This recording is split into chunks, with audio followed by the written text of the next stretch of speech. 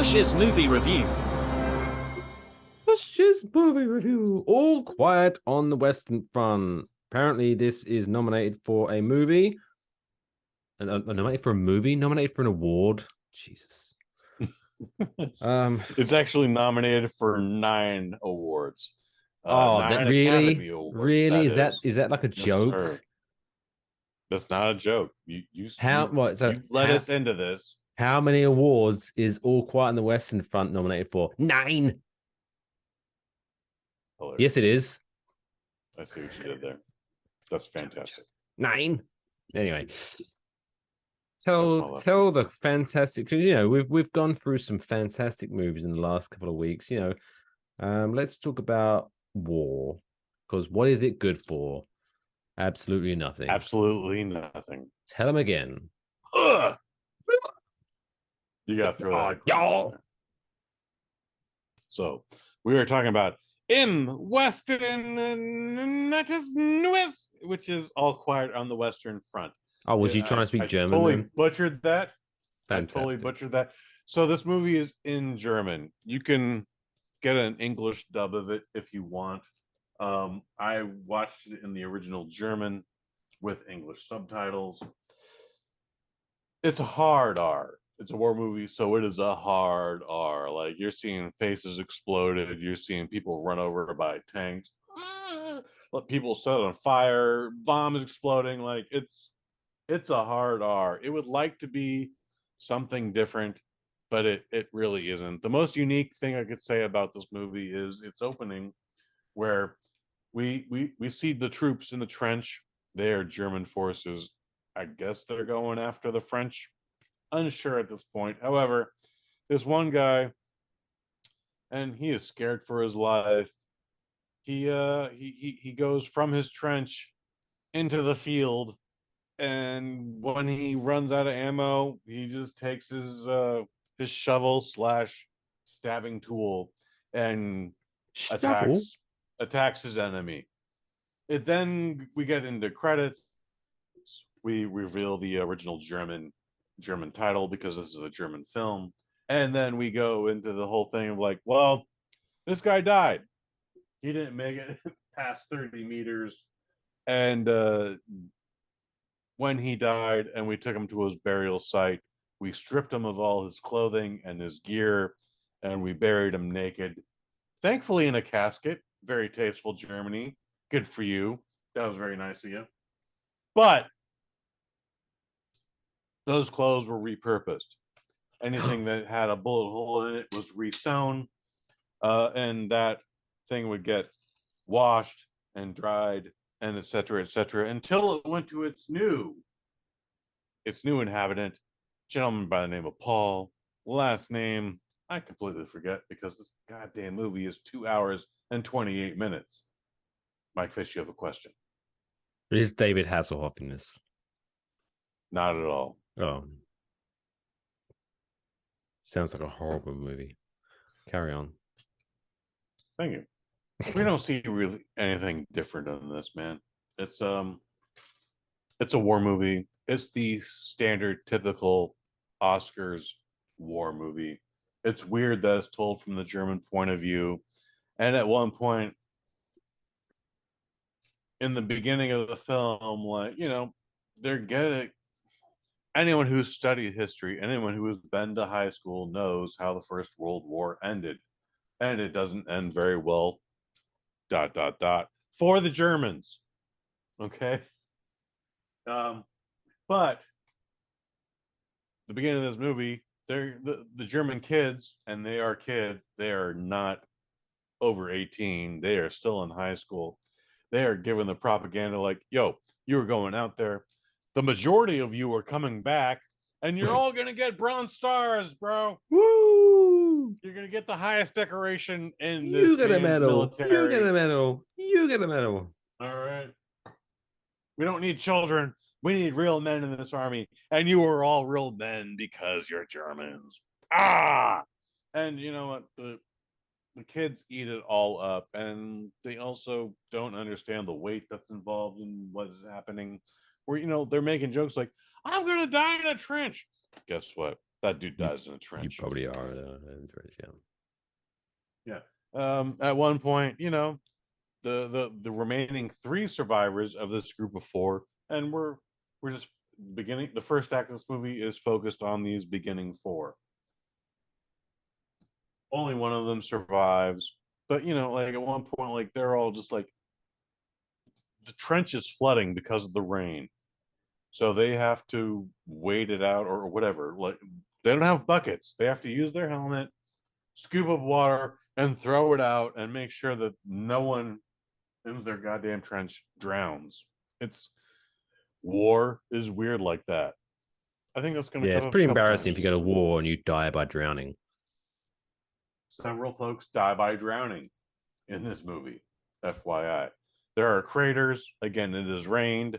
Those craters have filled up, not completely, but slightly with rain. And just out of acts of desperation, opponent A versus opponent B, someone made them drown. Like, we both ran out of bullets, bro.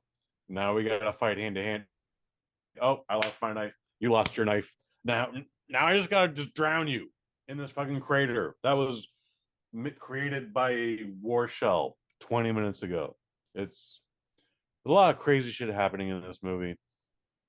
At one point, so within the first hour, we meet our protagonists again. 3 out of 4 of them die. We follow the one guy who is portrayed by Felix Kammerer. Oh, I love that guy. Such a his his work is name is fantastic. Kammer. He's the cammerist of all cammers. He's a cammerer. All right. Anyway, he's lost all his friends. At some point, we time travel 18 months into the future, and you know what, man? Like this dude just looks tired and disheveled and malnourished and exhausted and just like stressed out because guess what? He's in a war. It's really weird that this whole movie has taken place from the Germans' point of view. I'm not a big history buff. I don't know much about history in general, but I want to say the Germans started World War One or the Great War, as it is known, because they didn't know World War Two was going to happen, Yeah, so it was nothing's just gonna called the top Great War at this. the time. This was great. This was Although the I'm Great pretty War. sure I don't know the historical accuracies of this. I'm pretty sure it was the victors that named it the Great War. Because even though I know it doesn't mean great as in that was awesome. That was such a great No, war. It's like great as I in, understand. but still, I'm pretty sure the Germans didn't go. That was a great war. The Germans definitely didn't think this was a Great War. However, where was I going with this? Shit. Mike Fish, you threw me off. Uh, During this entire time, Daniel Bruhl, who is best known for playing Baron Zemo in the Marvel Cinematic Universe, he's a liaison, and he's stacked up the body count. He has counted 40,000 dead Germans, and he Ooh. is trying to get Germany to say, like, hey, man, this war was a big mistake. We shouldn't have done any of this bullshit. We should surrender now. We should stop the war. Let's get a ceasefire, etc., etc., etc. It's also weird that when the powers that be, Group A and Group B meet, they can't just go like, "All right, we're gonna stop warring." They actually have to like sign a document. Like everything has to be written out and like, hey, at 11 a.m. on November 11th, this war is gonna end. They have to stop there. It's really weird. They just agree to that. Like they can't just stop now. We can't just get the word out there. Like, stop invading. But so But the 11, Germans do 11, 11 just sounds so clean. Let's just keep fighting for another couple of hours. sure. And guess what?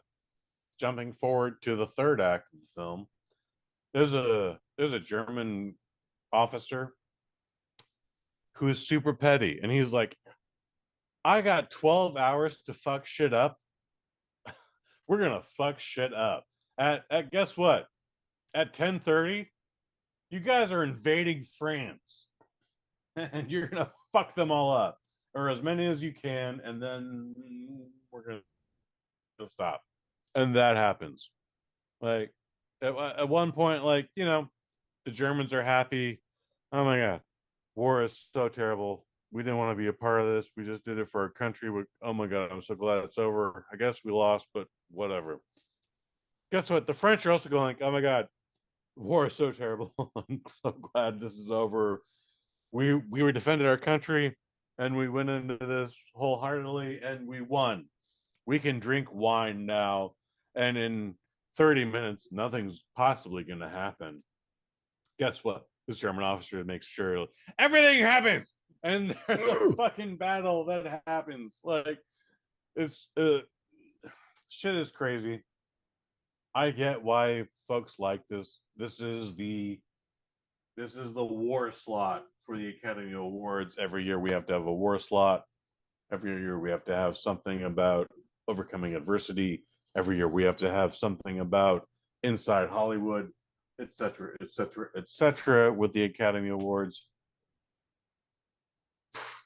Having said that, this is still 2.5 hours of a country I don't care about, who I don't feel sorry for because they started shit. And then when they went into ceasefire negotiations, I'm like, you guys are fucking shit up, France. I really should stop fucking shit up. And France is like, we're going to fuck you up. You keep coming in here. We're going to keep sign this declaration now, or we're You going to fucking fuck you started this. up, homie. You started this. And Jared's like, I mean, I guess we'll look at it, but I wish you would stop the ceasefire right now and not 72 hours from now. Like, there's a lot of weird, From a weird shit movie in this making film. standpoint, it's a pretty bold move. I'll give them that. There's some Hey, let's very just cool tell a visuals in story. this. Because, hey, let's just say, because obviously I'm British. Sure. We had a little bit of a feud with the Germans back in the day. Let's just say that. Let's just put it that way. All right. I heard that was a thing on a bathroom wall. And I don't hold a grudge. If I were to come across a German man or woman today, I wouldn't be like, whatever. I don't Good. hold a grudge anymore. However, Very good. it's still pretty ballsy to be like, hey, let's make a movie from the German perspective of World War One Mm-hmm. and try to make some sympathetic characters out of this. Yeah. Okay. Like for though, if and I appreciate this is what over now 100 years ago this war. Mm-hmm. So even though this is a pretty big thing in the world history, more people know World War II because that's when the Americans really got involved. But World War One is a big thing. But I appreciate maybe some people aren't too familiar with its work. Maybe let's put it that way. Mm-hmm. But it's imagine, and I know this is not exactly apples for apples, but imagine in 90 years time someone tries to make a movie about 9/11, but let's do it from the Taliban's perspective, and let's try to make it like so. That's a pretty tough sell there, buddy. That's a pretty tough sell. You see what I know? It's again, like I say, it's not apples to apples, but you see where I'm going to like to make it to transfer also to the modern times. It's like really, Sure. why would you do that? Well, so the director and the writer, whose name is Edward Berger, I believe he wants to tell people like, yo, this was a political thing. Not Of course, everybody not was everyone, down with not all the this. troops were bad people. They were just doing what they were told and They propaganda were and all just that good doing stuff. what they were told. Yeah, I believe all that. However, these folks fucked over a lot of people. So it's again, maybe I'm misinformed about a lot of World War One history. We definitely get a lot of World War Two history, but I believe Too I'm much, misinformed quite about frankly. too much. There's a lot of it. There is a lot of it. So Anyways, I just so this is on Netflix currently right now. It has been out since October. You should check it out. It is nominated for 9 Academy Awards, including Best Best foreign movie. International Film. Remember that one. It is remember for Best Makeup and Hair, Best Musical Score, Best Visual Effects, Best Adapted Screenplay, Cinematography, Production Design. It's God damn it. Anyway, and then it is also recommended for Best Picture. There was a slot I couldn't read because of my Wait, you got nominated for suspension Best writing. Picture? Best Picture and Best International Film. So How many usually, movies got most nominated for Best likely, Picture? 10 out of 10 this year.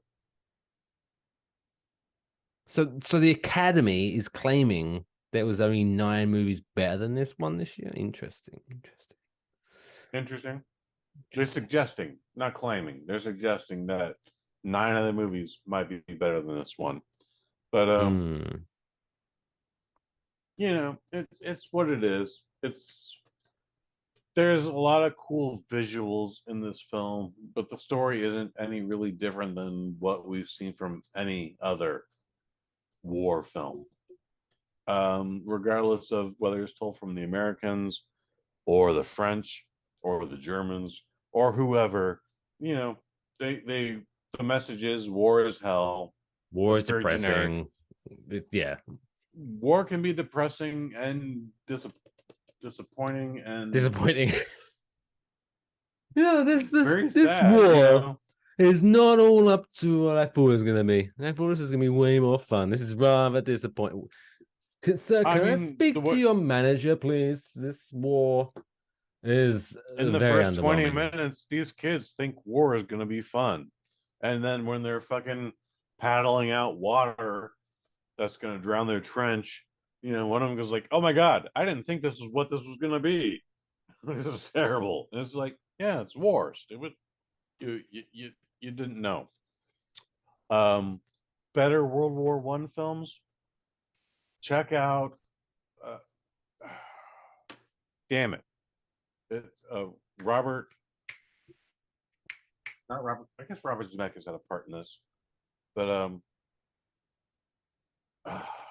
stupid, stupid Kush. Anyways, there are better Yep. war So movies check than that out, this. everyone. Check that movie out. Yeah, that sucks. You Shall Never Die. You Should Never Be Dead. It was a documentary. Peter Jackson did it. Thank you. Oh, Peter Jackson, he Gave me loves a just good war movie. He made a documentary. He took old war footage. He took old war photos, enhanced, and made a solid narrative where it's like, oh yeah, we thought it was gonna be fun to war, and we thought it'd be fun to sit in a log and take a shit in a trench. Anyway, go Well, I check that believe out. he's got a. If I still let me look this up. I'm pretty sure he's still got. So there's a movie called Dam Busters, Mm-mm, that ain't which is it. based in World War II. That And ain't it. yeah, Peter Jackson has been trying to make a remake of that since 2008, but All right. so far It's it weird that he doesn't. can't make that, man. He seems to be a wealthy gentleman. He could make that if he wanted to. He's doing all right. While you're looking that up, I'm going to say so. Edward Berger is the writer director. Felix Kramerer stars in this. Albert Schweitzer and Daniel Bruhl is the biggest name you've actually heard in this. It is 2 hours and 28 minutes. Yeah, I had to take a break after 90 minutes. It's a strong 3 out of 5. It's nothing I haven't seen before. Once we get tanks into the thing, yeah, that shit is super violent. But this isn't the best war movie I've ever seen. It's definitely not the best movie I've seen in 2022. It's kind of disappointing that it's on the list of 10. Yeah, I'm sure It'll it'll probably probably take win Best best. International Yeah, I was gonna Picture. say yeah, and best cinematographer or some shit, some award they hand out before the award show actually starts. No one cares about. I mean, the cinematography was good, the production was good. If I had seen this in the theater, and unfortunately I didn't, I'm sure that shit would have been great. But yeah, I'm gonna guess it's gonna take Best International Picture at best. Well, kudos. So there you go. Netflix, available on Netflix now. All Quiet on the Western Front. If you have 150 minutes to kill, why not? Check it out. It's a hard 150 minutes too. It's just, yeah, it's a slog.